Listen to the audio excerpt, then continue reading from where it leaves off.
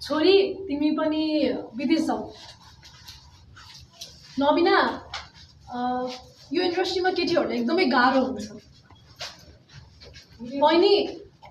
छोरी मान्छेहरूलाई स्टेजमा जाँदा अथवा यो जर्नीमा नै एकदमै अप्ठ्यारो पर्न सक्छ त्यही भएर त नजोइन गर नमस्ते म नबिना राणाबाट नेपालगञ्ज बाँकेकी चेली एक्टिङ स्टार नेपालकै पहिलो एक्टिङ रियालिटी सो सिजन 1 को विनर यी शब्दहरू थिए मेरा आफन्त मेरा रिलेटिभ मेरा फ्रेन्ड मेरा इष्टमित्रहरूका शब्दहरू थिए पहिला मैले एक्टिङ स्टार जोइन गर्नभन्दा पनि एक्टिङको जर्नी स्टार्ट हुँदाखेरि अनि अहिले आएर चाहिँ आफ्टर 6 महिनाको अवधिपछि चाहिँ एक्टिङ स्टारको यो जर्नी पछि अहिले फाइनली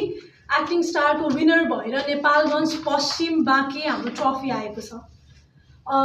यो विनरको ट्रफी यो अचिभमेन्ट मेरो मात्र होइन यो अचिभमेन्ट पुरै नेपालगञ्जको पुरै बाँके मात्र नभएर पुरै नेपालभरि नेपाल बाहिर विदेशमा भएर पनि मलाई सपोर्ट गर्न हुने सबै मेरा मायालुहरूको अचिभमेन्ट हो यो ट्रफी उहाँहरूको निम्ति हो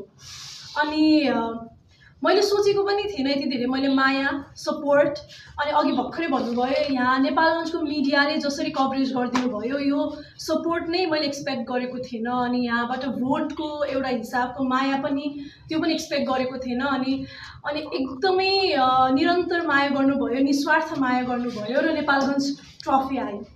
अनि त्यही कारणले चाहिँ हाम्रो विदेशमा भएको कतिजना सबैले पनि यसरी माया गर्नुभयो नेपाल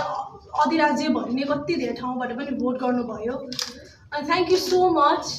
यसरी अर्गनाइज गरिराख्नु भएको छ सम्मान इभेन्ट भनेर अनि झन् एउटा महिला भएर हजुरहरूले सायद मेरो पर्फर्मेन्स हेर्नुभयो भने मैले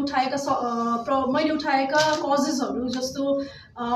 बिहेको कुरा अर्को भनेको चाहिँ अबोर्सनको कुरा थियो अर्को चाहिँ हाम्रै अब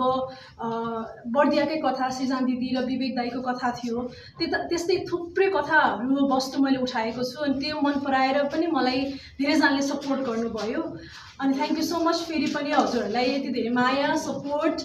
अनि निरन्तर सपोर्ट गर्नुभएको हुनाले आज नेपालगञ्ज ट्रफी आयो अनि यो लभको लागि फेरि पनि थ्याङ्क यू सो मच धन्यवाद भन्न चाहे Thank you.